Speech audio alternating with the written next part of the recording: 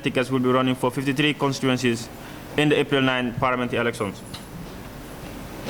As in the December 2021 presidential election, Gambia Participate mounts a comprehensive observation of the parliamentary elections, which includes the observative of the pre-election environment, focusing on the general pre-election environment, voter education activities, IEC's preparatory activities, campaign activities, use and non-use of state resources, and critical incidents. Gambia Participate Election Day Deployment Plan. Gambia Participate will deploy 415 trained and accredited citizen observers to observe and report on the election day process of polling unit setups, voting, counting, and announcement of results. This will comprise 65 mobile observers and 350 stationary observers across all the 53 constituencies in the Gambia. The 350 trained citizen observers who are duly accredited by the IEC will arrive at their assigned polling station at 7 a.m.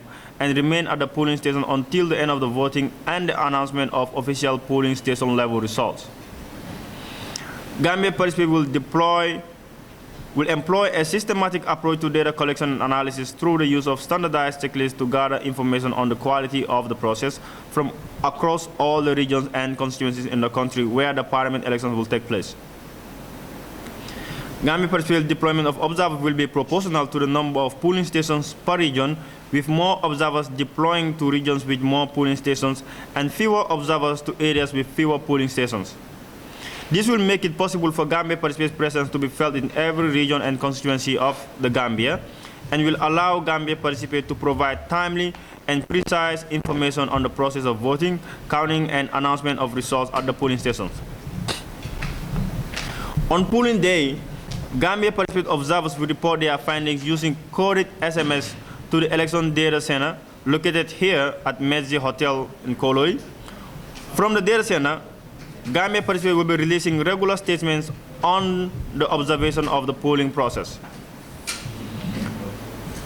On election day, the election data center will be open to the media and the public from 7 a.m.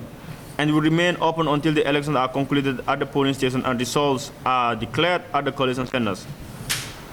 At appropriate, Gambia Participate will provide updates on the election, and different intervals will share updates via its social media platforms. Summary of Gambia Participate's Transitional Justice Working Group and Gambia Bar Association pre-election observation findings. GP and partners employ a robust and comprehensive pre-election observation exercise that involves the deployment of 65 long-term observers. These observers were located in each of the 53 constituencies in the Gambia. The observers were accredited by the IEC of the Gambia, and they were deployed from March 1st, and they will be observing the elections until April 9, which is tomorrow. During these reporting periods, GP focused on 6 emerging trends that are likely to affect the electoral process, and that are the general pre-election environment, voter education activities, IEC's preparatory activities, campaign activities, and ASR, which is the abuse of state resources, and also critical incidents. Gambia Participate have made public its pre-election observation findings, and overall, the observers noted the following. Political parties and contestants in the elections. 12 political parties will be sponsoring 165 candidates. 81 candidates are running on the independent tickets.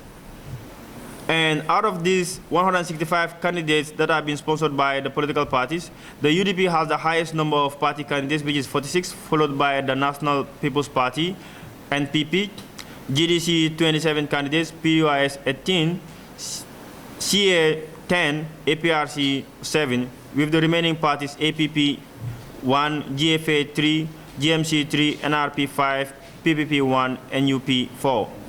Poor inclusion of women in the elections. Political parties have not done much to sponsor female candidates. None of the 12 political parties have sponsored more than 10 female candidates. The UDP came close by sponsoring 6 female candidates, with NPP and PDIS having sponsored 3 female candidates, 3 as independent female candidates, and the remaining parties having sponsored 1 each. Female participation, as we noted in our pre-election report for the month of March, is expected to be generally low for the 2022 parliamentary elections, with females only representing 7.5% of the total candidates. There are still a lot of gaps within the internal party structures to position women effectively for elective offices. Pre-election environment. Although the nomination period registered critical incidents in some constituencies, political campaigns were largely peaceful that were devoid of rancor. 6 political parties dominated the campaign period. GP found that political party rallies are occurring throughout the country, primarily organized by the APRC, CA, GDC, NPP, UDP, PDOIS, and independent candidates. IEC intensified elections preparation and engagement with stakeholders. GP and partners observed sustained and intense election preparatory activities undertaken by the IEC. Based on reports across the reporting periods, the IEC had meetings with stakeholders and distributed election materials across most of the constituencies ahead of the elections. Poor voter education and a likely low voter turnout in elections. Observers found that citizens' exposure to voter education information remained generally low across all the reporting periods. The IEC was the major stakeholder that was consistent in providing voter education. Gambia Paticipates is concerned that the poor investment in voter education and information will likely impact voter participation, and the parliamentary election will see a low voter turnout compared to the 89% voter turnout registered during the 2021 presidential elections. Abuse of state resources. Our observers reported hearing or witnessing abuse of misuse of government vehicles for political campaigns. From Greater Banjul, observers reported the use of state-owned vehicles by the NPP delegates at the nominations of Saminjai Mohamed Dawa and Usman Wada on March 10, 2022. Public officers were also seen attending nominations during official working hours using state-owned vehicles. We equally observed that the constitutionally mandated Meet the People tour, as we reported previously, was politicized by the president to campaign for his party candidates. This has created power inequalities and provided unfair political advantages to the NPP, which also violates Section 91B of the Elections Act and Section 222, subsection 15 of the 1997 Constitution. Now, as we move towards the elections, we have the following recommendations to be to make for the IEC and the other stakeholders. As noted during the 2021 presidential election, some polling stations were not conducive for persons with disability. We call on the IEC to ensure an inclusive process by placing polling stations in locations that are easily accessible by persons with disability.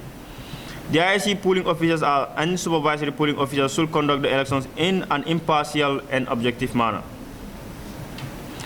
The IEC should ensure election results are consistent and accurate with greater transparency of the votes collation and tabulation process. The IEC should increase communications with the public after polling stations have closed to assure the public that the electoral process is being respected according to the laws. IEC should investigate the dropping of candidates and establish if it has any connection to undue influence and corrupt practices. To the security officials. The security official must not use excessive force to disperse protesting crowds. This only escalates tension between political supporters and security officials. Security officials should guarantee security for voters affected by recent violence in the Casamance conflict on election day and make accommodation for internally displaced persons. Economic and Senegalese soldiers should act with impartiality on election day and not inhibit the voting process on Saturday with roadblocks or other measures that will deter Gambians from voting. Security agencies should ensure adequate provision of security for voters and election officials in a manner that will improve citizens' confidence and increase participation. To political parties. Gambia Paticipates and partners calls on candidates and parties to adhere to the electoral codes and IEC's code of conduct for the legislative elections, including restrictions on the use of government property for political party activities. Political parties and candidates should discourage violence among their supporters and refrain from all illegal practices that could compromise the integrity of the elections. Any party or candidate that is not satisfied with the outcome of the election should resort to judicial resolution and not to the streets. Today is a cooling off day, and it will be illegal for any candidate or party to engage into political campaigns. To our colleagues in the media fraternity, the media should be fair and objective in their reporting of the election and not allow their platform to be used to mobilize or instigate violence on election day and the days ahead. To observer groups, the engagement of observers groups should be guided by the do no harm rule. This will uphold the values of neutrality to promote the integrity of the process and ensure peaceful elections. To voters/citizens, citizens of the Gambia should stay on the path of consolidating the country's nascent democracy by actively participating in the process. Citizens must not sell their votes to any candidate or party. The National Assembly elections are equally very important, and thus citizens should go out in numbers and vote for their candidate of choice. In conclusion, Gambia Party is fully prepared to observe the elections. On election day, we will provide independent and timely, precise and credible information on the election process. Gambia Participates and Partners therefore urges all registered voters to go out and vote and be confident their votes will count. We call on citizens to maintain the peace as they go about exercising their franchise and not allow themselves to be used by politicians who may want to use violence as a means to satisfy their political interests. We call on all stakeholders to continue to tow the path of peace by maintaining a non-violent engagement in the elections as they conduct the last-minute get-out-the-vote campaigns and through the process of the elections on April 9. We call on citizens, the parties, the candidates, the IEC, and security agencies to play their legal roles to ensure a peaceful, credible, and conclusive election process. Gambia Participates and Partners appreciates the unwavering support of our partners, the International Republican Institute, towards making this observation mission possible. We equally appreciate the general support from the National Endowment for Democracy. GP and Partner also appraise our partner, YAGA Africa, for the continuous technical assistance to our election observation mission. The end of the statement, and thank you very much.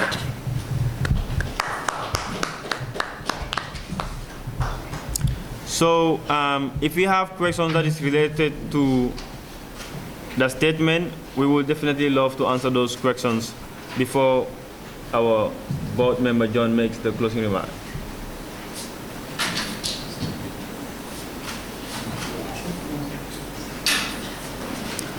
Also, the traditional media have highly recommended that the civil society organizations will now start making their reports available in local languages.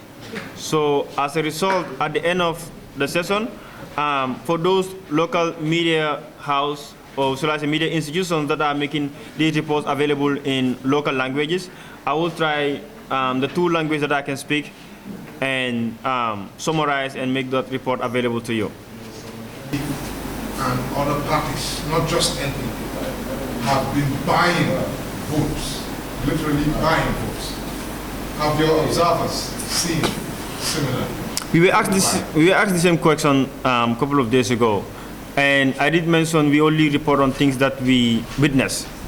And it's good that other civil society organizations are also reporting on these issues because, like we said, there are 246 candidates, and we cannot follow all of these 246 candidates. Some of them, their activities are actually happening simultaneously, and what we are able to observe might be different from what other party will observe. But I'm super glad that domestic observers are able to track those information and then report it, because in 2021 presidential election, our observers actually witnessed it and they reported on it, and we also make this report available in our long-term observation reports. So definitely the reason why you do not see it here is we don't also speculate. Let me quickly add that we all know what our culture is, especially around this time. I have had people have received sugar. In Gambia, we call something sukurindogo. So if a politician tells you that they are just giving the people sukurindogo, it's difficult to go and say they are buying the votes. So I think, and this is where I keep saying that maybe we need investigative journalists that will go undercover and try to see whether really the people are coming. You have your dictaphone or your hidden camera to see whether the people are really coming to say, vote for me, I am giving you 10,000, I am giving you this. Because otherwise, even IEC will tell you that it is difficult to track and to be able to have evidence of vote buying. You know, whether they are deliberately turning their eye or it's just the fact that they don't have the resources. Like he said, if you have election observers that you have 415 from Gambia Participates, the 415 definitely is not covering every area in the country. So what happens in the night, in the midnight, what happens when we are asleep, we really don't know. So all of us need to be on the watch, on the lookout. I have said on radio that if anybody is giving you sugar or rice, please take it and vote the other way. That's the only way we punish our politicians. But every Gambian has to come on board and really fight this thing together. Let's not wait.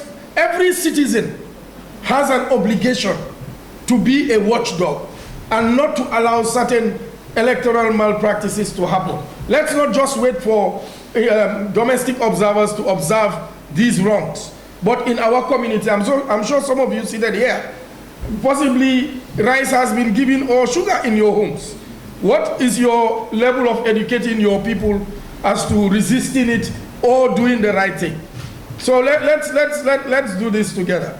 This is beyond Gambia Participates. This is my citizens' right I'm exercising now. That we are not going to publish the results before them. So as a result, we are going to be at the IEC. When we receive the result from the IEC, we publish it on the app. So is the app still having the previous one? Yes. And And the statistics? yes. Now we have actually, you will see some new beautiful features that in fact is going to make your work easier with the application. Okay, if you don't have any other questions, I will let John Jai to do the closing remark. All right, thank you very much, Mar. Thank you, Madam MC, to our able press. Thank you for coming.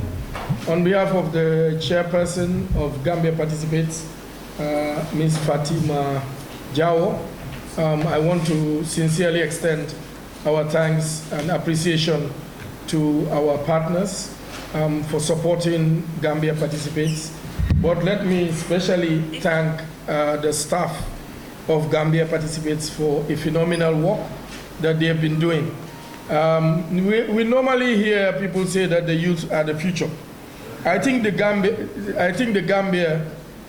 future leaders or the future, but in the Gambia, the youth are really the present and current leaders, because the youth participation in our electoral process in this country is just phenomenal. And I keep saying that we need to celebrate our young people and what they are doing. Some of us, the older folk, all we can do now is to support, give advice, but the bulk, the heavy load is being done by the young people, and we are proud of what they are doing, and they need really to be celebrated. Mar here, for me, is one of my youth champions for what he does, his love for country, and his dedication to duty. And to you, the press, as you go tomorrow, as I spoke to the press members yesterday in their training, we've suggested, we've recommended that be non-partisan. You have everything to gain by being a pressman or a press lady with integrity. Do not allow your passion, your emotions, or to get carried away by the emotions of the moment. Sometimes we see some news or some things coming from members of the press that are disheartening, that are outrightly partisan. That will make you lose credibility. If our country really is to go forward, then we are, and the fourth estate is doing its rightful, is playing its rightful role, then really we are looking up to you, members of the press, to report what is right, not what you feel is right, not what you think is right, not what you even believe is right, but what you know and you have seen as the right thing. That's the only way we can build a credible press corps in this country. And honestly, we have come a long way. There are more press houses in this country, and it is phenomenal the work you are doing. So keep up the good work and distance yourselves from people, the bad apples, lest they corrupt all of you together. And we start looking at the press from negative lenses. I'm sure together, with a credible press, a credible civil society, a credible local observer body, we can strengthen our democracy and move our country to the next level. With this, I thank you once again very, very much for all the support to our partners coming from outside. To my brother from Nigeria, he has been phenomenal in supporting the process for Gambia Participates. As a matter of fact, in December, when we were here at midnight, just past midnight, I think in the early hours of the morning, the database we had already done accurate projections for what we saw at the end of the day.